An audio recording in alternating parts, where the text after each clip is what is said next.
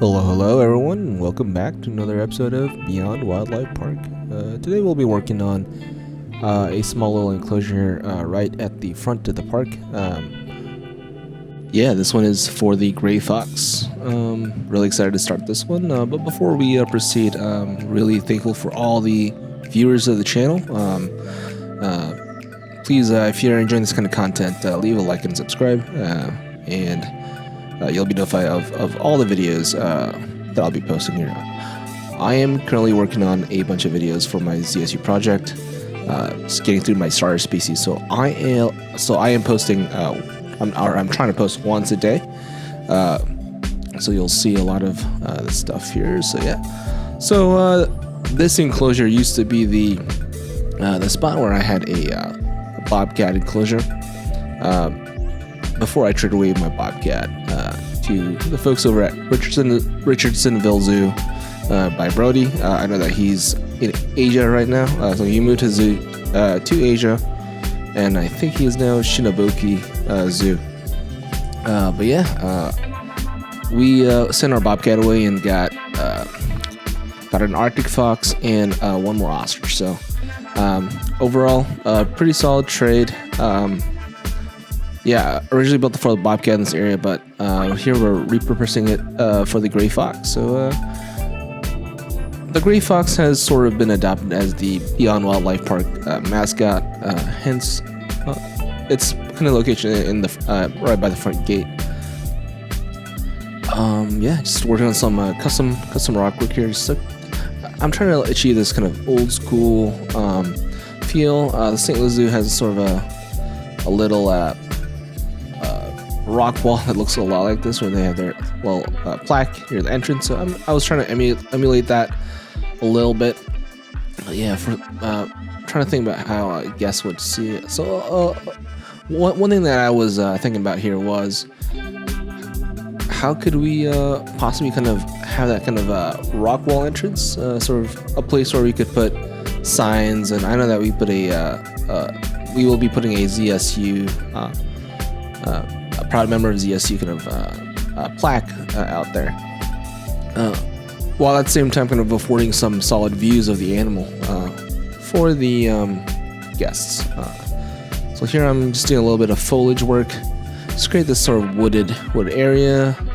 I was thinking about maybe like a little pavilion.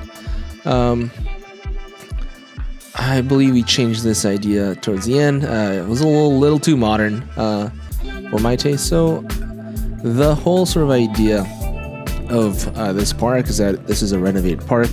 The Beyond Company, whose kind of big focus is about experiences and doing a lot of kind of taking guests into encounters that they would not normally find in daily life, took over this old park and had to do a lot of renovation. So I wanted to maintain an old school feel up in front. So here I was thinking about glass, right? Like, okay, we found these walls and we carved out little viewing areas, and I thought that it worked well.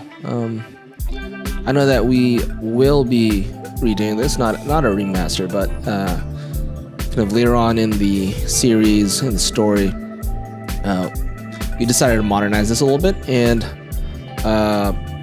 create a more temporary looking solution. The idea was that the foxes, while it is a current mascot, we will be sending these foxes away to a partner zoo over in Jackson. It's Zoo Jackson, in exchange for some wallabies. So yeah, this is sort of early days of the park. We just inherited this structure and kind of did the best. So yeah, you can see this is a bobcat right now. I believe I started with 2 bobcats, and sent them both to Brody at Richardsonville Zoo.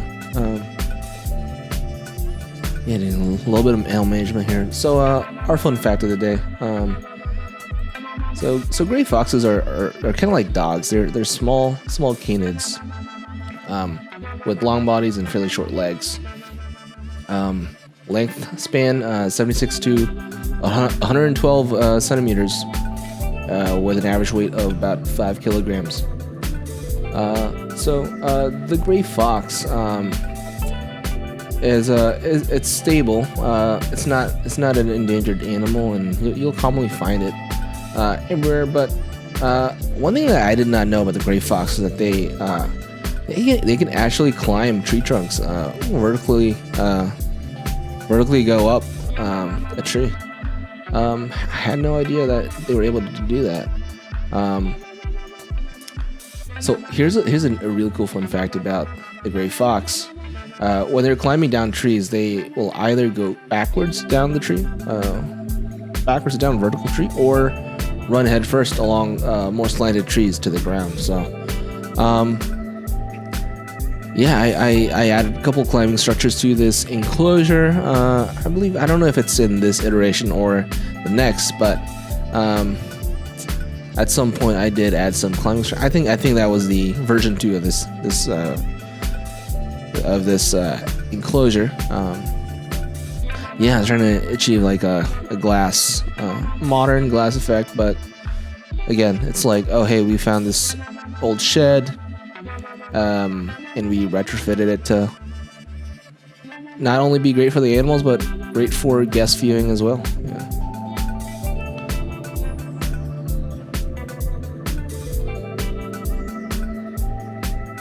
So yeah, guys, again, thank you so much for joining me on this series. It's been super fun to be a part of ZSU and collaborate and build zoos and trade with y'all. And again, highly, I love the community aspect of it. I know it's something that the franchise mode tries to accomplish, but this is a much better franchise mode because you do grow attention to the animals, and to the people that you to the zoos that you send them to. For example, like I've been kind of following Shinabuki because Brody and I traded before he moved to the zoo. So yeah, I mean, those bobcats live somewhere on ZSU. They're in the system. Someone has them.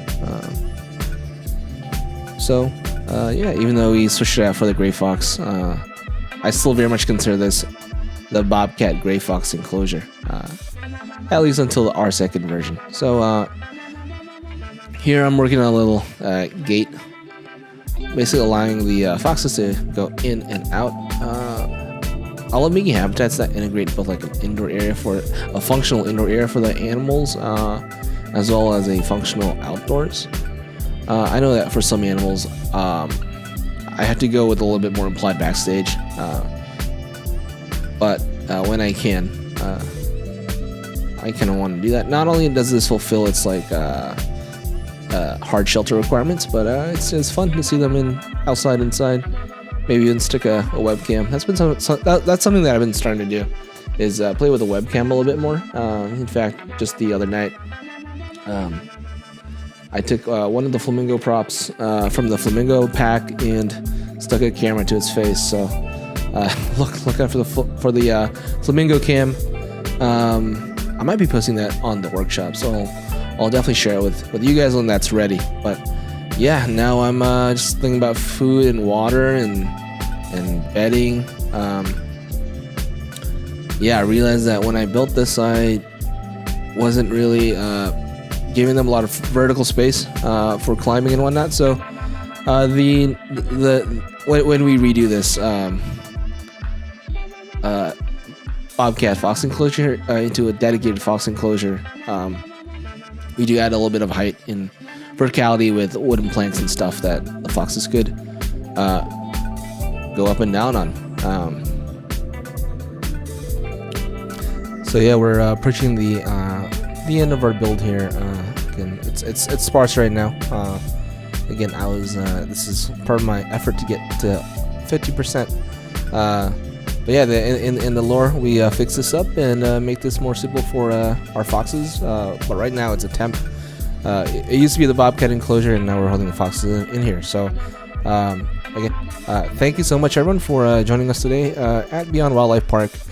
If you found this content fun, interesting, and you'd like to see more, please just hit that like and subscribe button, and you'll be notified whenever I post these. Again, trying to do a video a day. Just trying to build this muscle up as we roll here. If there's anything that you like, that you guys have questions about this build, or you have any suggestions, please leave a comment in the comment section. That would be something that I would read and make sure I listen to you guys. So with that, thank you, my friends, and I hope you have a great Saturday.